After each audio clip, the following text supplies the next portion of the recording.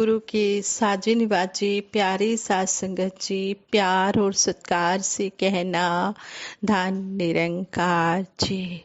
साध संगत जी, जब सतगुरु निरंकार दातार पर हमारा अटूट विश्वास होता है तो फिर ऐसे ही रिजल्ट आते हैं जैसे इस महात्मा के रिजल्ट आए हैं, परिणाम आए हैं। साध संगत जी कहते हैं, एक नेत्र विहीन इंसान प्रभु जीसस क्राइस्ट के पास किसी तरह पहुंच गया और विनती करने लगा, आप मेरी आंखों पर हाथ रख दो, मैं देखने लगूंगा। जीसस ने कहा, मेरे में शक्ति नहीं। उसने बार बार प्रार्थना की तो प्रभु जी ने उसकी आंखों पर हाथ रख दिया। उसकी आंखों में रोशनी आ गई और वो देखने लगा। उस इंसान ने जीसस से कहा, आपकी मेहरे नज़र से मैं देखने लगा।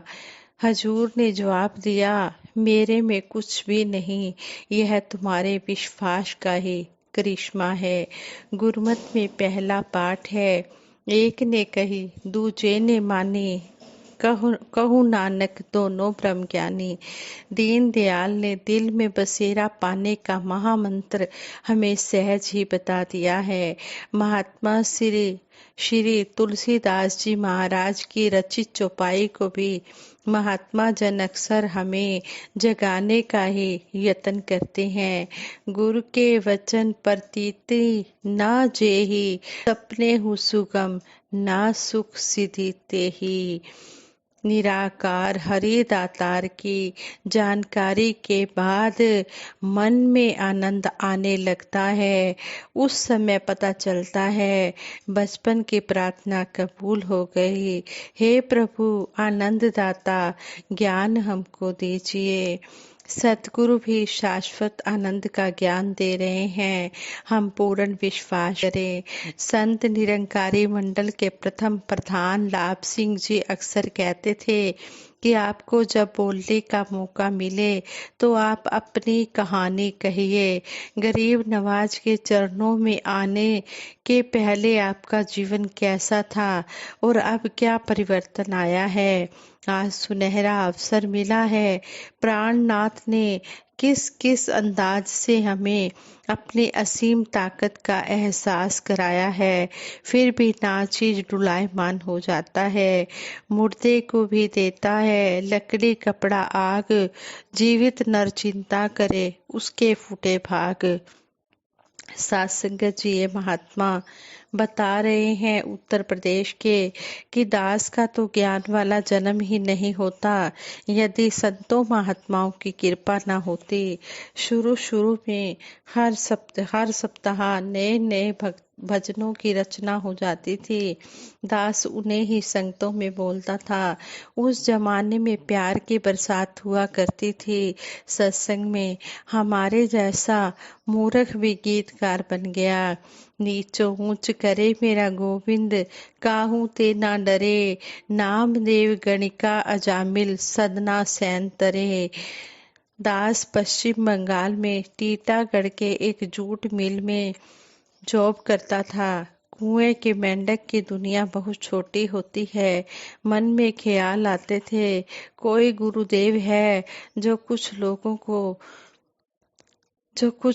को उल्लू बनाए हुए हैं और बेचैन तुम भी उल्लू बन गए हो। महात्मा जन अपने किराए से दास को प्रेरणा देकर दिल्ली संत समागम में ले गए। वहां देखा तो अकल ही चकरा गई। बड़े बड़े सेठ साहूकार गुरुदेव के पावन चरणों में गुलाम बने हुए हैं। ये क्या मूर्ख हैं। भ्रम मिट गया। 1975 में घर से लेटर आया, पत्नी को टीबी हो गई है। गोपीगंज में एक डॉक्टर हैं, उन्होंने ही बताया है। शनिवार का दिन था। माता प्रकाश जी और सरदार बचन सिंह जी के यहाँ सत्संग था। माता जी, घर से लेटर आई है कि मेरी श्रीमती को टीबी हो गई है। माता जी ने कहा, आपका क्या ध्यान है? दास बोला, माता जी, मैं तो प्रभु जी के भजन कीर्तन में लगा हुआ हूँ, हमारे घर टीबी कैसे आ सकती है? माता जी खुश होकर बोली, आपका जो ध्यान है वही होगा। मैंने घर लेटर भेजकर देवी जी को पश्चिम बंगाल में बुलवा लिया। दास संतोष सरोवर दिल्ली से जल लाया था, वही श्रीमती जी को पिलाता था। यानी कि चरणामृत लाया था, वही अपनी श्रीमती जी को पिलाता था। कभी कभी देवी जी यह भी कह देती थी कि टीबी के मरीज को सुई लगती है, दवा खिलाई जाती है और ये साहब हमें चरणामृत पिलाकर ठीक करना चाहते हैं। 2 महीने बीत गए। उन्हें दास एक डॉक्टर के पास ले गया, चेकअप करवाया। डॉक्टर ने कहा केवल कमजोरी है। पत्नी जी की तसल्ली के लिए दास ने डॉक्टर साहब से पूछा, टीबी तो नहीं है? उन्होंने कहा, टीबी नहीं है। गुरुदेव जी की दयालुता से देवी जी अभी तक सही सलामत हैं। दास के बेटे अजय, जो निरंकारी वर्कशॉप के साउंड विभाग में कार्यरत हैं, बचपन में गांव में ही थे। एक तालाब में नहाने के लिए उतरे और डूबने लगे। उनके सिर के बाल ही दिखाई पड़ रहे थे। उसी समय गोपीगंज के एक व्यापारी, जो साइकिल पर नमक के बदले रस्सी स्वीकार करते थे, उन्होंने उस तालाब में कुर्ता पजामा पहने हुए ही छलांग लगा दी और अजय बाल बाल बच गया। दास तो कलकत्ता में ही था। जब अप्रैल के महीने में गांव आया तो एक दिन वह नमक बेचने गांव में आए हुए थे। भाई साहब जी ने बताया कि इन्होंने ही अजय को डूबने से बचाया था। दास जब उनसे मिला तो वह इंसान कसम खाकर कहने लगा, अगर मैं होता तो कम से कम कमीज तो उतार कर ही तालाब में कूदता, क्योंकि जेब में रुपए पैसे होते हैं। मेरी ही शक्ल का कोई और आदमी रहा होगा। उस दिन दास के इस विश्वास को बल मिला कि सतगुरु अपने भक्तों के पूरे परिवार की रक्षा करता है। जिनको मुर्शद पे है यकीन, उनके बेड़े पार होते हैं। दिन में एक दो नहीं, ऐसे मौके हजार होते हैं। एक बार संत समागम में दिल्ली जाना था और रुपए नहीं थे। दास ने खोज करनी शुरू की कि माया रानी कहीं कहाँ छुपी है। सभी कपड़ों में देखा, एक पुराना कोट कई साल से खूंटी पर टंगा हुआ था।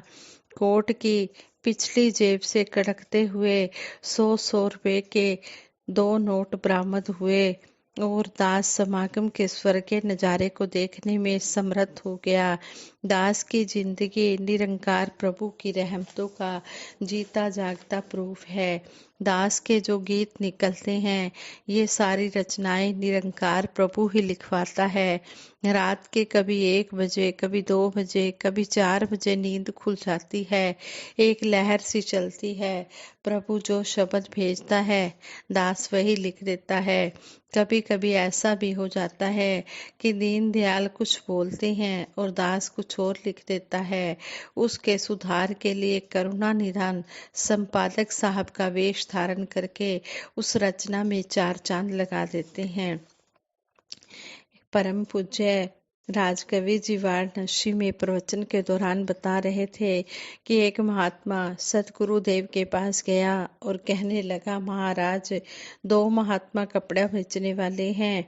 एक की दुकान पर बहुत भीड़ रहती है, लेकिन दूसरे कपड़ा बेचने वाले की दुकान पर आमदनी भी नहीं होती। क्या भगवान के यहाँ भी भेदभाव है? महात्मा जी ने सुझाव दिया, जिस महात्मा की दुकान पर ग्राहक नहीं जाते, उससे जाकर कहो, आज विचार में आया है, पूर्ण सतगुरु सुई के छेद में से हाथी को निकाल देता है। सज्जन ने कपड़ा बेचने वाले महोदय से जाकर यह बात कही तो उस कपड़ा बेचने वाले व्यापारी ने कहा, सब झूठी बातें हैं। एक धागा बड़ी मुश्किल से सुई के छेद में जा पाता है, हाथी कैसे निकल पाएगा? महात्मा जी ने महाराज जी से उस वस्त्र उस कपड़ा बेचने वाले की मन की दशा का चित्रण कर दिया।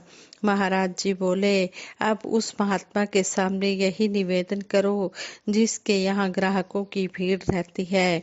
उस कपड़ा बेचने वाले के आगे जब महात्मा ने यही बात कही कि महाराज पूर्ण सतगुरु सुई के छेद में से हाथी निकाल सकता है, आगे से उस कपड़ा बेचने वाले ने हाथ जोड़कर उस महात्मा को जवाब दिया, महाराज पूर्ण सतगुरु सुई के छेद में से हाथी क्या, पूरी दुनिया निकाल रहा है। संत निरंकारी मिशन के पुराने प्रचारक श्री P.L. बजाज जी अब शरीर रूप में तो नहीं परंतु प्रेरणा रूप में हमारे दिलों में बसे हुए हैं। विश्वास के बारे में ही एक घटना आपके श्री चरणों में रख रहे हैं। उनके परिवार के किसी छोटे बालक का अपहरण कर लिया गया। बहुत खोजबीन हुई, बच्चे का पता न चला। कई दिन गुजर गए। एक दिन एक महात्मा बजाज साहब से मिले। उन्होंने उनसे विनय भरे स्वर में कहा, आपने इस घटना के बारे में बाबा जी से निवेदन नहीं किया। परम आदरणीय बजाज साहब जी ने कहा, महाराज हमारे विश्वास को डुलायमान मत कीजिए। क्या दीनदयाल अंतर्यामी को हमें बताना पड़ेगा। विश्वास के द्वार पर जब भगत की हल्की थपकी लगी, दूसरे ही दिन बालक ठीक ठाक अपने घर वापिस आ गया। युग पुरुष शहनशाह बाबा अवतार सिंह जी महाराज भी हमें इस शब्द द्वारा यही समझा रहे हैं, कन्नी सुन के अक्खी वेखो फिर इस ते इतबार करो। कानों से सुनो, आंखों से देखो, फिर इस पर विश्वास करो। करनी दे नाल कहनी तुल जाए, जीवन नु इकसार करो। करनी के साथ कहने जो हम कह रहे हैं वही हम करें और जीवन को हम आनंदमय बनाएं। पक्कियां दे नाल मिल के बैठो, कच्चियां दे विच मिलो ना। हमने ऐसे पक्के संतों महापुरुषों का संग करना है जो हमारे विश्वास को डुलायमान न करे, जो खुद भी इस पर अपना मजबूत विश्वास बनाए रखे हैं और हमारा भी मजबूत विश्वास बनाते हैं। हम ऐसे संतों का संग करें, कच्चों के संग जो अच्छी तरह से पूरी तरह से परिपक्व संत महात्मा नहीं है, हम उनकी बातों पर ध्यान ही ना दें। लोग की लख भुलेखे पावन अपनी था तो हिलो ना। जो सतगुरु ने हमें ब्रह्म ज्ञान दिया है, हमने इस पर अटल अडिग रहना है। हमने डुलायमान नहीं होना है। चाहे कोई कितना भी कुछ कहने की कोशिश करे, हमने अपनी बात पर अटल बने रहना है कि मेरा सतगुरु पूर्ण है, साथ संगत पूरी है, अधूरे हैं तो हम हैं। हम अधूरे ना बने, हम सतगुरु के ज्ञान पर चलते हुए अपने विश्वास को अटूट बनाए रखें। सोचो समझो ता गल मनो, मन के ते फिर ढोलो ना। पहले सोचना है, फिर समझना है, फिर बात को मानना है, फिर मान के हमने अपने विश्वास को डुलायमान नहीं करना। कहे अवतार सच नु पाके फिर गंदगी फोलो ना। शहंशाह जी कह रहे हैं, इस ब्रह्म ज्ञान को पाकर फिर हमने किसी भरम भुलेखे में नहीं पड़ना है। आइए हम विश्वास के इस मर्म को समझकर अपने जीवन को आनंदमय बनाएं। अपना अटूट विश्वास सतगुरु निरंकार दातार पर बनाए रखें। विश्वास गुरु पर आ जाए जिसको, वो है रब से दूर नहीं। विश्वास नहीं जिसे सतगुरु पे, वो ईश्वर को मंजूर नहीं। जिसका विश्वास अभी पूर्ण नहीं है, वो ईश्वर को भी मंजूर नहीं है। इसलिए कहा भी गया है, मेरा डोले न इतबार बख्शो, श्रद्धा भक्ति प्यार करा मैं संतां दा सत्कार। हे सतगुरु निरंकार दातार, हमारा विश्वास कभी भी ना डोले।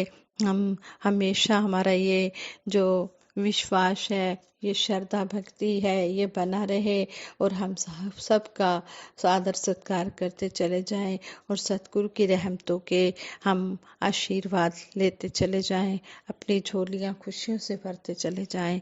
साथ संगत जी प्यार से कहना, धन निरंकार जी।